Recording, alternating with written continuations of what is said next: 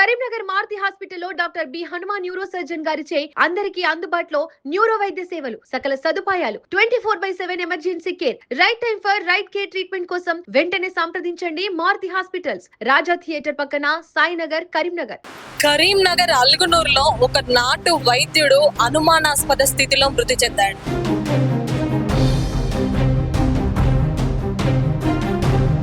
ఒక మహిళకి వైద్యం చేస్తుండగా ఈ ఘటన జరిగినట్టు తెలుస్తా ఉంది. ఎవరైతే ఒక మహిళ అనుమానాస్పద స్థితిలో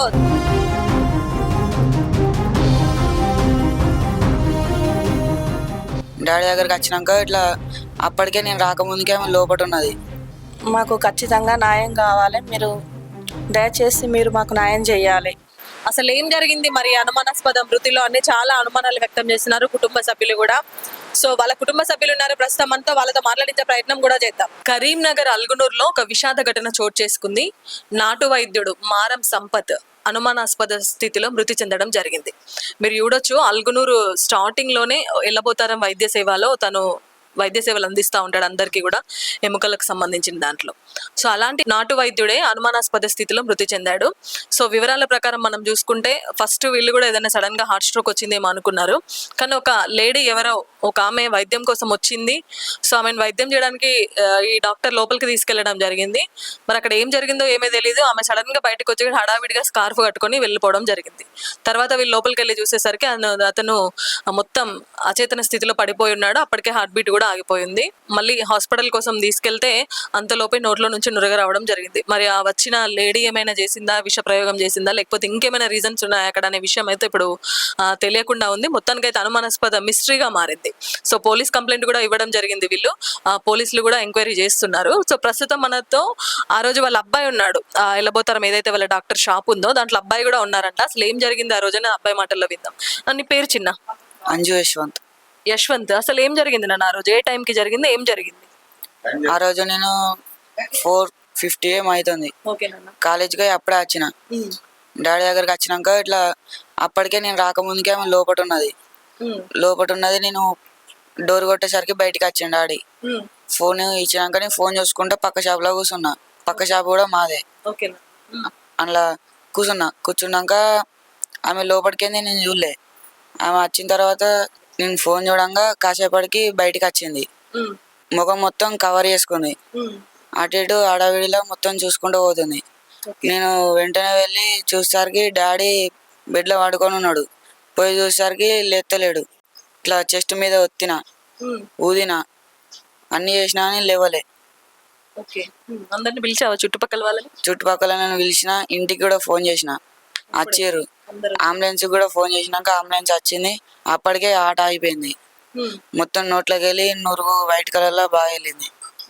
ఆమె హడావిడిగా వెళ్ళిపోయింది. ఎవరికి చెప్పాలి ఇట్లా డాక్టర్ పడిపోయింది అట్లా కూడా ఏం ఇన్ఫర్మేషన్ లేదు. స్కార్ఫ్ కట్టుకొని వెళ్ళిపోవడం జరిగింది. పోగా నేను పోయి చూసేసరికి డోర్ వేసి ఉన్నది. డోర్ వేసి పోయింది అనుకుంటున్నాను నేను. అది డోర్ పెట్టేసి ఆమె వెళ్ళిపోయింది. అక్కడ ఏదో డౌట్ కొడుతుంది, అంతే కదా. ఇప్పుడు ఎవరైతే చనిపోయిన నాటు వైద్యుడు ఉన్నాడో మారం సంపత్, వాళ్ళ భార్య ఉంది స్వప్న. అమ్మ చెప్పండి, అసలు ఏం జరిగింది? సార్కి ఏమైనా హెల్త్ ప్రాబ్లం ఉండిందా ఇంతకు ముందు ఏమన్నా? లేదు మేడం, మంచిగానే ఉన్నాడు, బాగానే ఉన్నాడు. నాకు ఫోన్ వచ్చింది మా ఆయన సెల్ నుంచి వెళ్ళి. మామూలుగా చేస్తాడు కదా అని నేను అనుకున్నా. లిఫ్ట్ చేసే వరకు డాడీ పడిపోయాడు, మమ్మీ లేస్తలేడని బాబు అన్నాడు. ఏమైందో అనుకొని ఇంటి పక్క వాళ్ళని తీసుకొని వెళ్ళిన ఫాస్ట్గా. పోయేసరికి హార్ట్ బీట్ అన్ని ఆగిపోయి ఉన్నాయి. అప్పటికి బాబు శ్వాస ఇచ్చిండంట, కానీ అయినా లేవలే. మేము కూడా ప్రయత్నించినాం, లేవలేదు. ఇక అంతలో అంబులెన్స్ వచ్చింది, హాస్పిటల్కు తీసుకెళ్ళినాం. ఆల్రెడీ చెప్పారు వాళ్ళు హార్ట్ బీట్ అయిపోయిందమ్మా అని. ఈ మహిళ విషయం ఏంటమ్మా అసలు? ఇది ఆమె ఎవరో గుర్తు తెలియని వ్యక్తి, మాకు కూడా అసలు తెలియదు. ఆమె మాస్క్ కట్టుకొని వచ్చింది. ఆమె ఏమైనా చేయవచ్చు అని మేము అనుకుంటున్నాం. అనుమానం అనిపిస్తాం. మరి ఎందుకు? సార్కి ఎవరైనా శత్రువులు ఉన్నారా ఏంటి? శత్రువులు అంటూ ఎవరు లేరు. ఆయన ఎవరి జోలికి కూడా ఓడు, ఎవరితో కూడా మాట్లాడాడు. ఎక్కువ షాపు ఇల్లు పేష అంతేగాని ఎవరి ఫంక్షన్స్ కూడా రాడు షాప్ ఇచ్చి పెట్టుకొని ఎక్కువ. అట్లాంటి ఆయనకు అట్లా అయింది అంటే తట్టుకోలేకపోతున్నాడు. ఇప్పుడు ఆయన కేసీరు, రేపు తమ్ముడు ఉంటాడు ఇంకా అందులో. తమ్ముడికి కూడా ఏమైనా చేయవచ్చు తర్వాత కూడా. ఆ రోజు లేరా మరి మీ తమ్ముడికి ఫీవర్ వచ్చిందని అదే రోజు ఇంటికాడ ఉన్నాడు తమ్ముడు ఉన్నా కూడా పరిస్థితి రాకపోతుండే కావచ్చు. ఒకవేళ అట్లాంటిది ఏమైనా జరిగినా కూడా నార్మల్ మన పేషెంట్స్ మన తెలిసిన వాళ్ళు ఎవరైనా వెళ్ళినా కూడా అయ్యో డాక్టర్ ఇట్లా చేస్తాడు కింద పడిపోయిండు అనేదన్నా మనం పిలిచి చెప్తాం కదా 10 మందికి. డోర్ దగ్గరికి వేసి వెళ్ళిందంట, ఫాస్ట్ నడుచుకుంటూ వెళ్ళిందట.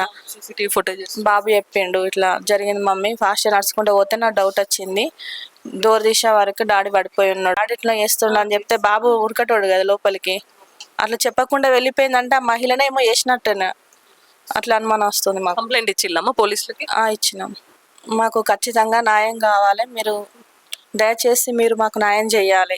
మాకు కూడా భయం అవుతుంది ఎవరేం చేస్తారో అనేది, కానీ అక్కడ ఉన్న అతన్నే అట్లా చేసిర్రు. మాకు కూడా మా మొగ దిక్కు కూడా ఇప్పుడు లేదు ఇక్కడ. వాళ్ళే ముగ్గురు ఉంటే ఇంట్లో ప్రమాదమే కదా.